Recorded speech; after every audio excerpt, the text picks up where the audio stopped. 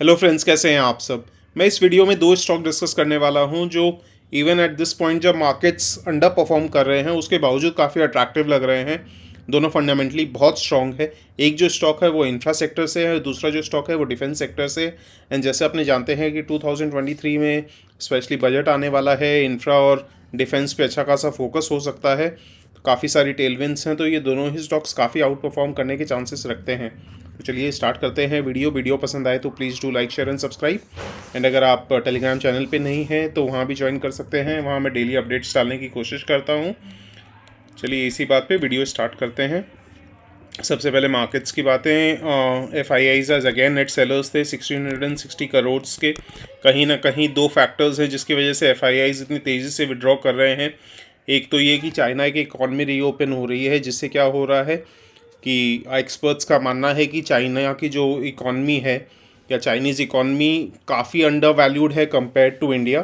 तो इस वजह से वैल्यूएशन के हिसाब से एफ आई आईज अपना पैसा इंडिया से निकाल के चाइना में डाल रहे हैं, और वैसे भी लिक्विडिटी अब कम हो रही है जिसकी वजह से पैसे कम है, तो कहीं ना कहीं रैशनिंग करनी पड़ेगी इन द सेंस कि जो भी पैसा है वो आपको बहुत ऑप्टिमम यूटिलाइजेशन करना पड़ेगा। तो कहीं ना कहीं जो अंडर वैल्यूड चाइनीज़ मार्केट्स लग रहे हैं फॉरेन इन्वेस्टर्स को, तो वहाँ भाग रहे हैं।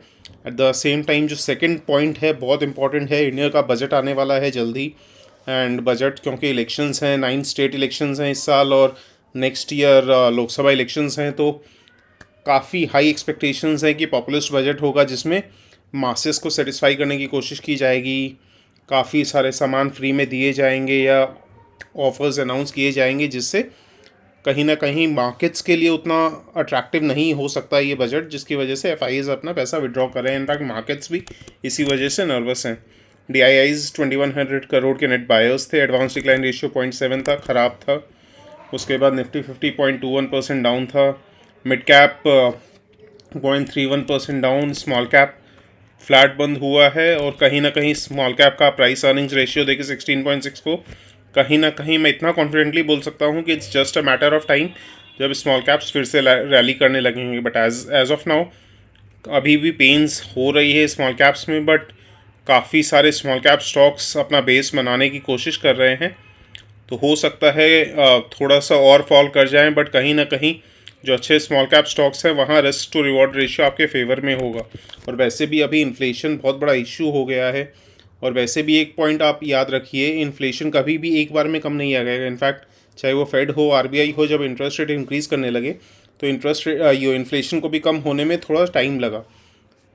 जो डिक्लाइनिंग ट्रेंड थी उसको आने में भी 2-3 मंथ्स लगे। ऐसे ही ये नहीं है, अब जैसे यूएस का टारगेट है 2% का इन्फ्लेशन रेट होना चाहिए, फेड ये गोल रखती है, बट इसका मतलब ये नहीं है कि जब तक 2% नहीं होगा तब तक फेड इंक्रीज़ करती रहेगी।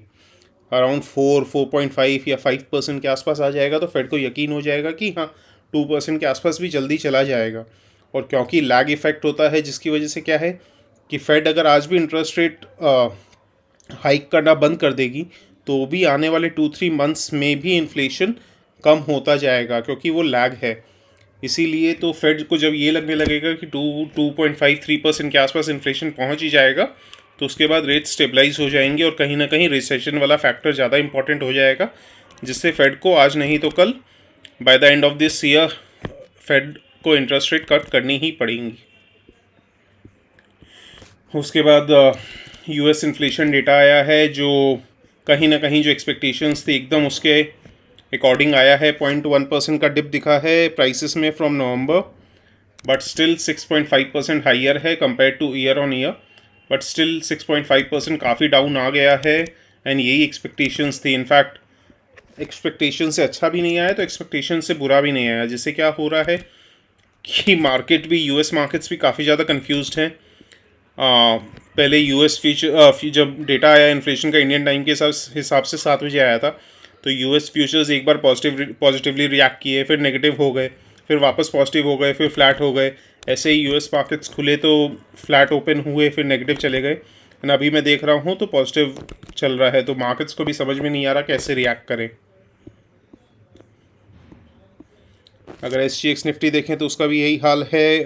थोड़ी देर पहले तक ऑलमोस्ट 0.45%, 0.4 या 0.5% ऊपर था, बट अभी 0.11 0.11% ही ऊपर दिखा रहा है, यानी ऑलमोस्ट फ्लैट। एंड इंडिया में भी रिटेल इन्फ्लेशन ईज हुआ है टू 5.7% इन दिसंबर, जिससे क्या हो रहा है, जो आरबीआई की टॉलरेंस बैंड है अराउंड 2 to 6%, उसके अंदर रहा है फॉर सेकेंड मंथ कंजिक्यूटिवली। उसके बाद पहला जो स्टॉक मैं डिस्कस करने वाला हूँ, ये कहीं ना कहीं इंफ्रा सेक्टर से है, पीएनसी इंफ्राटेक बोल के। इनफैक्ट मेंबर्स से पहले भी बात हो चुकी है स्टॉक के बारे में।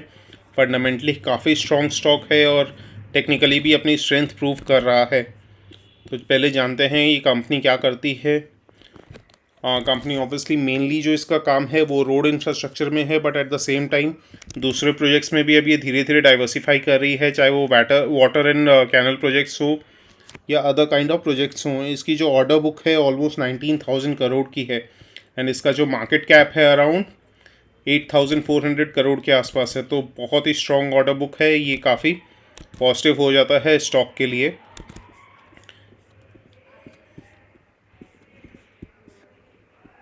उसके बाद कंपनी जो है वो इंफ्रास्ट्रक्चर कंस्ट्रक्शन में है, डेवलपमेंट में है, मैनेजमेंट कंपनी है, और highways, bridges, flyovers, airport runways, industrial areas, transmission lines, इन सब में काम करती है। एंड ये कहने की ज़रूरत नहीं है कि इंडिया इंफ्रास्ट्रक्चर पे कितना काम कर रही है, इंडियन गवर्नमेंट कितना ज़्यादा फोकस कर रही है। और वैसे भी इंडिया को अगर स्पीड से डेवलप करना है तो एक बेस बना के देना होगा इंडियन गवर्नमेंट को, जिसके लिए इंफ्रास्ट्रक्चर बहुत ज़्यादा ज़रूरी है, चाहे वो रेल्स हो, रोड्स हो, एयरपोर्ट्स हो, हाईवेज़ हो, इंडस्ट्रियल कंस्ट्रक्शन हो। तो इस वजह से प्रोजेक्ट्स की कोई कमी नहीं आने वाली। इनफैक्ट जिस भी इंफ्रास्ट्रक्चर पे आप बेट करेंगे या इंफ्रा कंपनी में आप बेट करेंगे, बस ये बहुत इंपॉर्टेंट हो जाएगी कि मैनेजमेंट एफिशिएंट हो, एग्जीक्यूशन कैपेबिलिटी हाई हो। अदरवाइज ऑर्डर्स की कोई कमी नहीं होने वाली है किसी भी इंफ्रास्ट्रक्चर की कंपनी को, एटलीस्ट फॉर 4-5 ईयर्स। उसके बाद 78 अभी तक 78 मेजर इंफ्रास्ट्रक्चर प्रोजेक्ट्स ये लोग एग्जीक्यूट कर चुके हैं, स्प्रेड ओवर 13 स्टेट्स, जिसमें से 54 रोड ईपीसी प्रोजेक्ट्स थे। एंड करेंटली अभी 24 प्रोजेक्ट्स पे काम चल रहा है। एंड ये company water supply and irrigation में भी है, इंडस्ट्रियल एरिया डेवलपमेंट में भी है, पावर ट्रांसमिशन में भी है, एयरपोर्ट रनवेज पे भी है, रोड्स एंड हाईवेज़ में भी है, at the same time dedicated freight corridors में भी है, रेलवेज़ में भी काम करती है। तो कहीं ना कहीं ये सारे ही सेक्टर्स आने वाले टाइम में काफ़ी अच्छा ग्रोथ दिखा सकते हैं, और दिखाना ही होगा अगर इंडिया को एज अ डेवलप्ड इकॉनमी की तरफ बढ़ना है तो।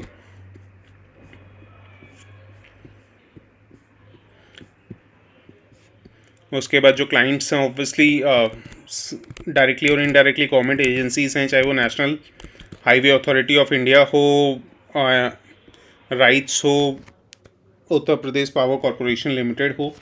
एंड जो ग्रोथ स्ट्रैटेजी है, एक तो ऑब्वियसली स्ट्रॉन्ग रिलेशनशिप्स मेंटेन करने पड़ेंगे अपने पार्टनर्स के साथ, चाहे वो रॉ मटेरियल सप्लायर्स हो, गवर्नमेंट एजेंसीज़ हो। Eight the same time company diversification पे भी अच्छा काम कर रही है, इन द सेंस कि वो रोड प्रोजेक्ट्स के साथ साथ अब industrial areas, dedicated freight corridors में भी काम कर रही है। और यहाँ तक कि कंपनी का प्लान है waste management and water related projects में भी एंटर करने का। तो अब देखते हैं फाइनेंशियल्स कंपनी के 8,400 करोड़ का मार्केट कैप है, तो एटलीस्ट थोड़ा सा एश्योरेंस मिलता है। एज लॉन्ग एज कंपनी का अगर मार्केट कैप 5,000 करोड़ से ऊपर है तो कंपनी के चांसेस ये हैं कि वो पेनी स्टॉक या वेरी स्मॉल कैप स्टॉक नहीं है, जिससे थोड़ा सा एश्योरेंस मिलता है, क्योंकि स्मॉल कैप में रिस्क बहुत ज़्यादा बढ़ जाता है। प्राइस अर्निंग्स रेशियो 11.9 का है, रिटर्न ऑन कैपिटल एम्प्लॉयड 15% है, रिटर्न ऑन इक्विटी 16% के आसपास है। अगेन इंफ्रास्ट्रक्चर सेक्टर में इतना रिटर्न ऑन कैपिटल एम्प्लॉयड काफ़ी डिसेंट है। Price earnings growth ratio, peg ratio जिसको बोलते हैं, 0.33 है। एंड एक और रेशियो प्राइस अर्निंग्स रेशियो पे हम लोग बहुत फोकस करते हैं, बट कहीं ना कहीं प्राइस टू बुक वैल्यू पे इतना फोकस करना भूल जाते हैं। प्राइस टू बुक वैल्यू इसका सिर्फ 2 है या 2.1 है, तो ये काफ़ी पॉजिटिव हो जाता है। एंड सीजनल इम्पैक्ट होता है तो अपने को ईयर ऑन ईयर कंसिडर करना पड़ेगा, क्योंकि ऑब्वियसली जैसे फॉर एग्जांपल मानसून सीज़न में ईपीसी कंपनीज़ में इतना काम नहीं होता है। तो अगर सितंबर क्वार्टर के रिजल्ट्स देखें, ओवरऑल ट्रेंड कंपनी की रेवेन्यूज़ हो या प्रॉफिट्स हो, ओवरऑल ट्रेंड तो इंक्रीजिंग है, बट कहीं ना कहीं लास्ट क्वार्टर में उतना ज़्यादा ग्रोथ नहीं देखने को मिला। एंड कहीं ना कहीं कंपनी से ज़्यादा ये गवर्नमेंट या गवर्नमेंट एजेंसीज़ का उतना फोकस नहीं था। बट अभी 2023 में काफ़ी सारी जो इंफ्रास्ट्रक्चर कंपनीज़ हैं गवर्नमेंट से रिलेटेड, वो अच्छा खासा काम कर रही हैं, क्योंकि गवर्नमेंट को काफ़ी ज़्यादा इंफ्रास्ट्रक्चर प्रोजेक्ट्स एग्जीक्यूट करने पड़ेंगे, चाहे वो स्टेट इलेक्शंस के लिए हो या लोकसभा इलेक्शंस के लिए हो नेक्स्ट ईयर। जो भी प्रोमिस किए थे वो पूरे करने पड़ेंगे, तो इस वजह से काफ़ी न्यूज़ में भी आ रहा है कि गवर्नमेंट एजेंसीज काफ़ी फास्ट ट्रैक कर रही हैं प्रोजेक्ट्स, केसेस सॉल्व कर रही हैं, जो भी कंटिंजेंट लाइबिलिटीज़ के केसेस है। एट द सेम टाइम काफ़ी बार जो कैश ड्यू रह जाता है या क्रेडिट जो है वो कम होके पेमेंट्स दिए जा रहे हैं ताकि प्रोजेक्ट्स की स्पीड बढ़ाई जा सके। तो इस वजह से इंफ्रा कंपनीज़ को काफ़ी ज़्यादा फ़ायदा मिल सकता है। एंड नेट प्रॉफिट अगर देखें तो year on year September quarter में फ्लैट थी, 5.16 ईपीएस, 5.15 ईपीएस अगेन दोनों सेम था, बट कहीं ना कहीं फ्यूचर को देखते हुए ये कंपनी काफ़ी स्ट्रॉन्ग लग रही है। एंड अगर ईयरली रिजल्ट्स देखें तो अच्छी खासी ट्रेंड है। ऑलमोस्ट अगर मार्च 2011 में देखें तो 1140 करोड़ की सेल्स थी जो बढ़ के 7800 की हो गई है। नेट प्रॉफिट भी 71 करोड़ से ऑलमोस्ट 700 करोड़ का हो गया है।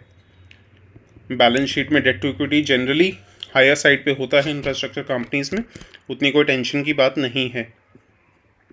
एंड अगर प्रोमोटर होल्डिंग देखें तो 56.07 पे कांस्टेंट है। एफआईआईज़ की होल्डिंग थोड़ी सी कम हुई सितंबर क्वार्टर में, बट अगेन उसको मेकअप कर दिया है। डीआईएस ने अपनी होल्डिंग थोड़ी सी इंक्रीज करके फ्रॉम 28.57 टू 29.1। एंड अगर टेक्निकल्स देखें तो आप देख सकते हैं रेगुलरली ये लास्ट फ्यू मंथ से इंक्रीजिंग ट्रेंड में है। हल्का फुल्का डिप आ रहा है बट अगेन रिकवर कर जा रहा है stock. Eight the same time जो ओवरऑल ग्रीन कैंडल्स हैं जनरली उनकी वॉल्यूम्स काफ़ी ज़्यादा हैं कंपेयर टू रेड कैंडल्स, तो अभी भी टेक्निकली काफ़ी स्ट्रॉन्ग है।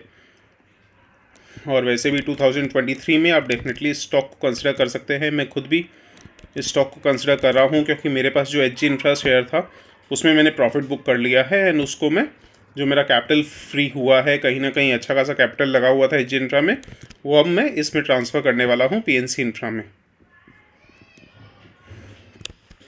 उसके बाद जो नेक्स्ट स्टॉक है ये डिफेंस सेक्टर से है। डेटा पैटर्न्स ऑब्वियसली काफ़ी लोग जानते हैं, बट अगेन इस कंपनी में भी ग्रोथ का बहुत ज़्यादा स्कोप लग रहा है।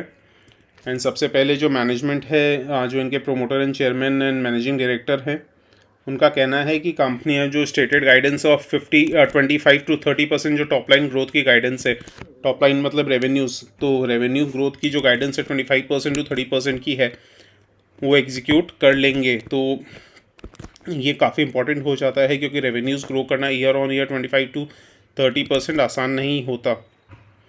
उसके बाद कंपनी के पास भी स्ट्रॉन्ग ऑर्डर बुक है 837 करोड़ की। एंड क्योंकि ये छोटे छोटे electronic equipments, avionics, radar system, ये सब पे काम करती है, तो इसके पास वैसे ऑर्डर्स नहीं होते क्योंकि ईयरली ऑर्डर्स नहीं होते। जैसे फॉर एग्जांपल एक ऑर्डर मिल गया एंड उसको काफ़ी ईयर्स तक एग्जीक्यूट करने पड़ेंगे। छोटे छोटे ऑर्डर्स होते हैं जो विद इन वीक्स या मंथ्स भी एग्जीक्यूट हो जाते हैं। उसके बाद रेवेन्यू अच्छी खासी इंक्रीज़ कर रही है। ईयर ऑन ईयर एबिटा भी ईयर ऑन ईयर 36% ग्रो किया है लास्ट क्वार्टर में या first half of financial year 23 में। हेल्दी ग्रॉस मार्जिन है, स्ट्रॉन्ग बैलेंस शीट है, नेट डेट फ्री कंपनी है। ये काफ़ी पॉजिटिव है क्योंकि डेट नहीं है। बैलेंस शीट में रिटर्न रेशियोज़ भी काफ़ी हाई है और न्यू मैन्युफैक्चरिंग फैसिलिटी पे भी काम चल रहा है जो कहीं ना कहीं Q3 फाइनेंशियल ईयर 23 में स्टार्ट होने का चांस है।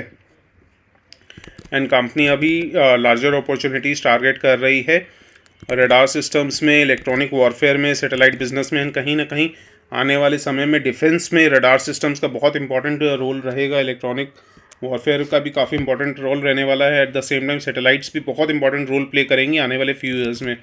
तो कंपनी के पास भी अगेन ऑर्डर्स की कोई कमी नहीं होने वाली है।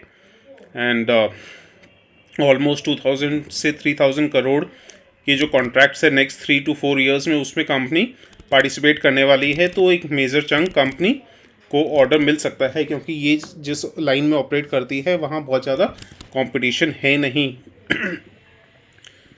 उसके बाद company at the same time defence पे इंडिया की गवर्नमेंट फोकस कर रही है एक्सपोर्ट मार्केट्स के लिए, तो कंपनी भी अभी एक्सपोर्ट्स पे फोकस कर रही है।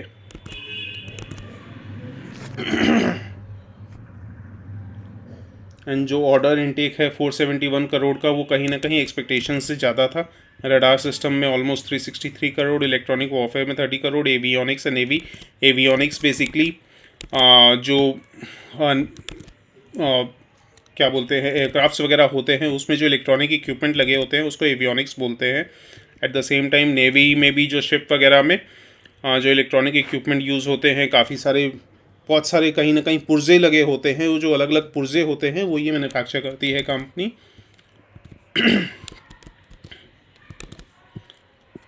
उसके बाद और कंपनी अभी रेगुलरली पीपल भी हायर कर रही है ताकि एक्सपेंशन पे फोकस हो सके, इन्वेस्टमेंट फैसिलिटी कर रही है। At the same time technology पे भी काम चल रहा है कंपनी का। एंड जो ये इक्विपमेंट आप देखेंगे, प्रोडक्ट ऑफरिंग काफ़ी डिवर्स है इन द सेंस कि काफ़ी अलग अलग इक्विपमेंट है और इनमें बहुत ज़्यादा कंपटीशन नहीं है, और जो टेक्नोलॉजिकल कैपेबिलिटीज़ हैं वो काफ़ी हाई चाहिए, जिससे क्या हो जाता है कि एक तरह का एंट्री बैरियर हो जाता है, जिससे कंपटीशन इतनी आसानी से नहीं बढ़ सकता है। एंड क्योंकि ये डिफेंस से रिलेटेड है तो ऑब्वियसली लीगल बैरियर्स भी हैं, तो चाहे वो एवियोनिक्स हो, सैटेलाइट्स हों, रडार सिस्टम्स हो, इलेक्ट्रॉनिक वॉरफेयर हो, ब्रह्मोस प्रोग्राम में भी काफ़ी कंपनी फोकस कर रही है। अब आते हैं कंपनी के फाइनेंशियल्स के ऊपर। मार्केट कैप अराउंड 6000 करोड़ का है, प्राइस अर्निंग्स रेशियो अराउंड 57 है, जो ऑब्वियसली थोड़ा सा हायर साइड पे है, बट अगैन अगर आप ग्रोथ को कंसिडर करते हैं, क्योंकि सिर्फ प्राइस अर्निंग्स रेशियो देखने का कोई मतलब नहीं है, अगर ग्रोथ बहुत ज़्यादा है तो प्राइस अर्निंग्स रेशियो अगर 50 के ऊपर भी है तो भी रीजनेबल लगता है। यहाँ कंपनी का प्राइस अर्निंग्स ग्रोथ रेशियो 0.35 का है, एंड 0.5 या 0.5 के नीचे बहुत ही कंपनी की वैल्यूएशन बहुत रीजनेबल या कहीं ना कहीं अंडर वैल्यूड होती है, जहाँ पे भी प्राइस अर्निंग्स ग्रोथ रेशियो 0.5 या 0.5 से कम हो। उसके बाद रिटर्न ऑन कैपिटल एम्प्लॉयड 33% के आसपास है, रिटर्न ऑन इक्विटी 24% के आसपास है।